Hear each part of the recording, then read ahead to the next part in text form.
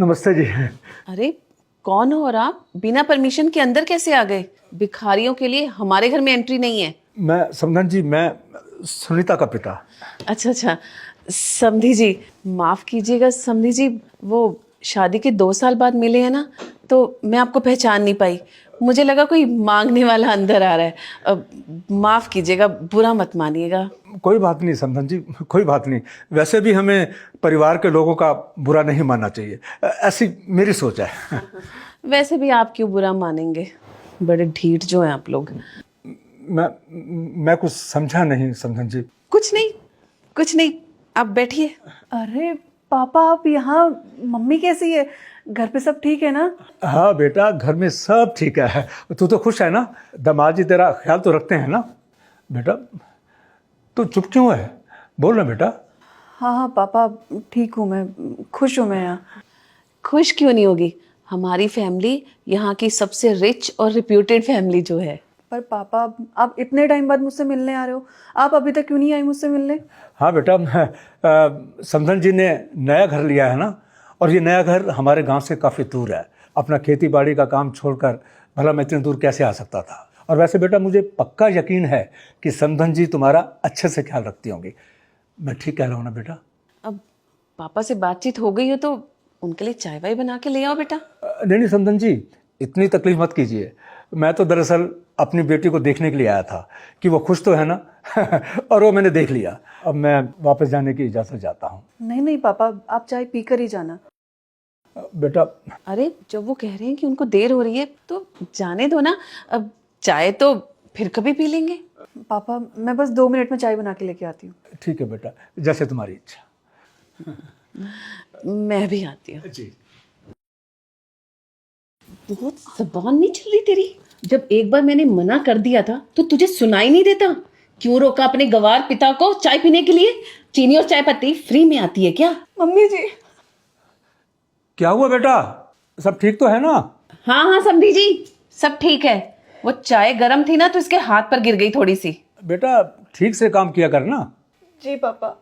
और हाँ, अपने घर वालों को कुछ बताया ना कि हम तुझे मारते पीटते हैं तो मुझसे बुरा कोई नहीं होगा। मेरा बेटा तुझे डिवोर्स दे देगा, फिर पूरे समाज में तेरी और तेरे इस गवार बाप की क्या इज्जत रह जाएगी? जी मम्मी जी, मैं किसी को नहीं बताऊंगी। और इस बार दहेज की बात कर लेना, हमें पैसे दे कर जाए, वरना तुझे घर से बाहर निकाल दूंगी मैं। पर मम्मी जी, मैं दहेज कहाँ से लाऊंगी? और अगर आप मुझे घर से बाहर निकाल देंगे तो मैं कहाँ जाऊंगी? कहाँ से लाऊंगी? अपने बाप को बोल वो जमीन बेचकर हमें पैसे दे। और अभी आंसू पहुंच और चाय लेकर बाहर आ।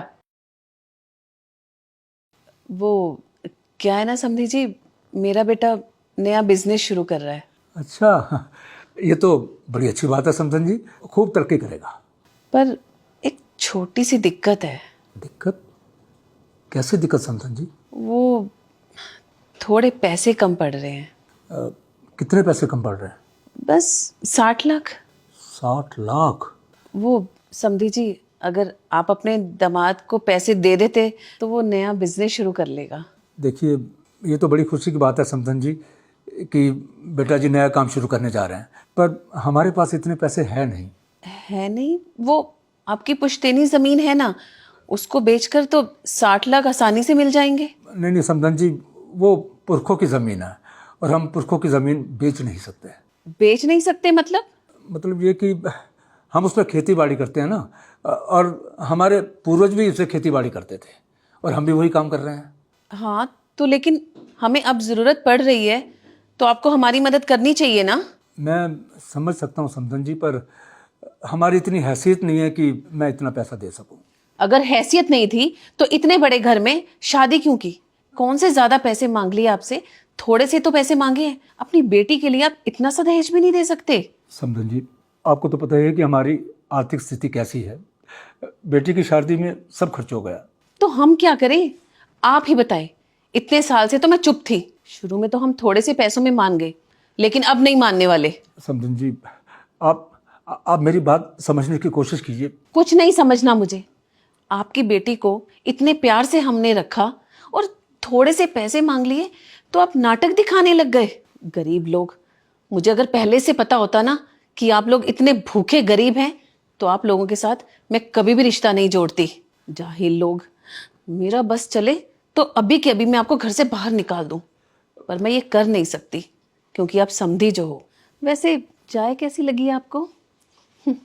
अच्छी लगी होगी क्योंकि चाय में बड़ी महंगी वाली चाय पत्ती डाली थी, स्पेशल केसर वाली चाय। पर आपको कहाँ से पता होगा, आपने तो कभी ऐसे सुना भी नहीं होगा और देखा भी नहीं होगा। समधन जी, मैं चलता हूँ, मुझे इजाज़त दीजिए, मेरी बस का टाइम हो गया है। हाँ हाँ, बस का टाइम तो अब होगा ही।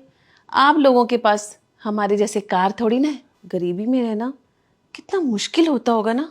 वैसे आप भी ना अपनी बेटी की तरह करेक्टरलेस हैं। इतना सुनने के बाद भी यहीं के यहीं बैठे हैं। कोई और होता ना अब तक चुल्लू भर पानी में डूब के मर जाता। बस मम्मी जी। तेरी इतनी हिम्मत, तूने मेरे पे हाथ उठाया। बेटा, ये तुमने क्या किया बेटा? तुमने अपनी सासू माँ पर हाथ उठाया। बेटा, तुम्हारी सासू माँ तुम्हारा कितना ख्याल रखती हैं। अगर इन्होंने कुछ कहा भी है तो मुझसे कहा है ना बेटा, तुमसे तो कुछ नहीं कहा ना। पापा आप सच नहीं जानते हैं, आपको पता भी नहीं है इन्होंने मेरे साथ क्या किया है।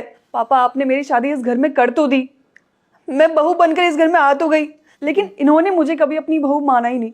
ये बस मुझे अपनी नौकरानी समझती गई और मुझे डेली टॉर्चर करती थी, मारती पीटती थी। लेकिन बस मैं हमेशा चुप रहती थी क्योंकि पापा मुझे लगता था कभी ना कभी मेरी सास, मेरे ससुर और मेरा पति कभी ना कभी मुझे तो समझेगा। लेकिन पापा ये लोग समझने वालों में से नहीं है, ये लोग तो बस दहेज के भूखे हैं। बेटा, अगर तुम्हें कोई प्रॉब्लम थी तो हमसे बताया तो होता ना। पापा मैं आपको किस मुंह से बताती, आपने मेरी शादी बड़ी मुश्किल से इस घर में करी है, और अगर मैं ये सब चीजें आपको बताती तो आप कैसे रहते, आपको कैसा फील होता। हाँ पापा, मैं मानती हूँ कि मुझे इन पे हाथ नहीं उठाना चाहिए था, और आपने मुझे ये भी सिखाया कि अपने से बड़ों की रिस्पेक्ट करनी चाहिए, कभी ऐसे हाथ नहीं उठाना चाहिए, और आपने मुझे हमेशा अच्छे संस्कार दिए। लेकिन पापा मैं कितना सुनती, आपको हर बात पे दहेज को लेकर सुना रही है।